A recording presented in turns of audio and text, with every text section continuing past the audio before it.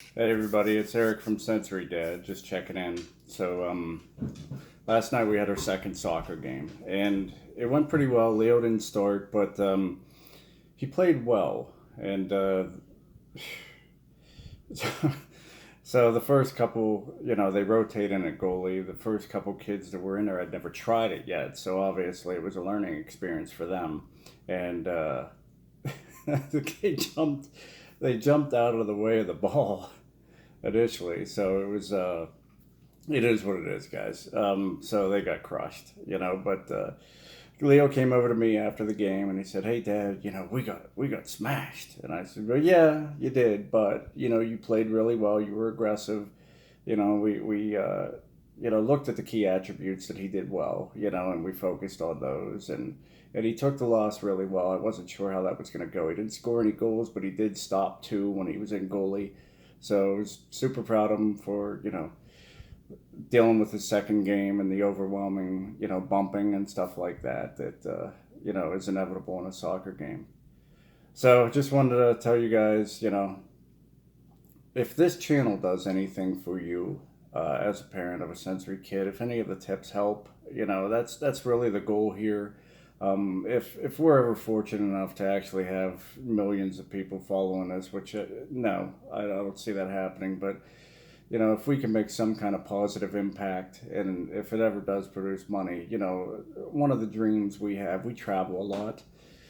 And if you've ever been to an airport during a layover, it's an extremely difficult thing to deal with, especially with a sensory kid, with all the hustle and bustle and noises and a loudspeaker and people not really social distancing, even though, they try to enforce that.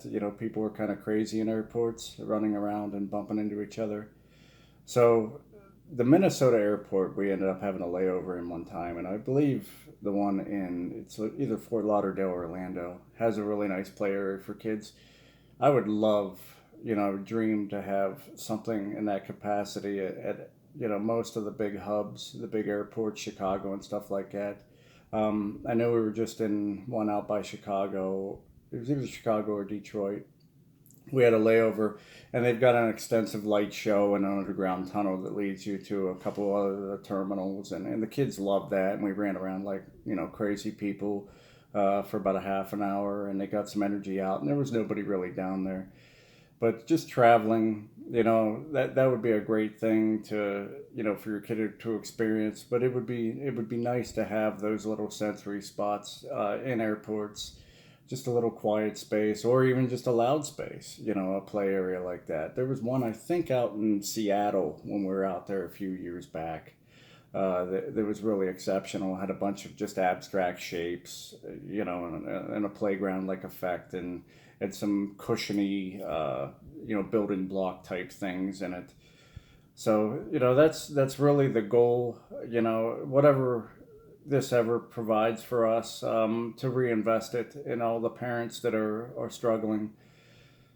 I read a couple articles, today, and then I was following up on posts and stuff like that. My goodness, some of the moms that express themselves on these channels are just, you're at your wits' end, and I know what that's like, and I just want to try to be, as positive and helpful as we can to everybody who's new to the game and trying to get, through the day.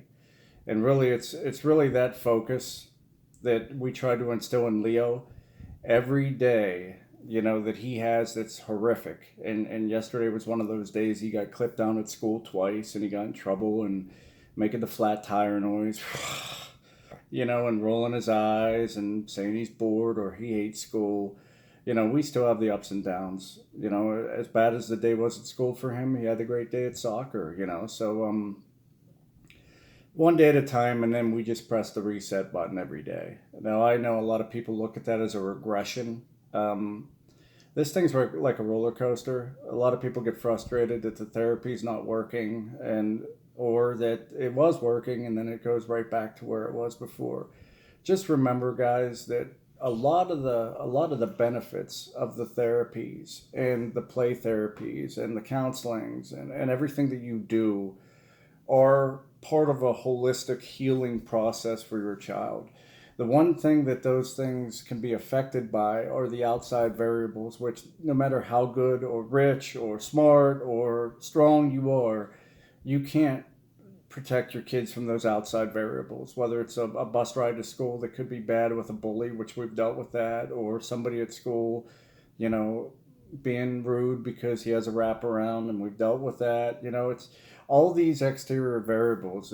When somebody else is having a bad day that can affect your child, is going to look a lot like regression. The big idea here is you got to remember the big picture. You got to remember to hit that reset button after a bad day and just say, "Hey, we're going to do great the next day," and keep plugging along, and just persevere through the regressions and the tough times. Because we've certainly had them. We still have them.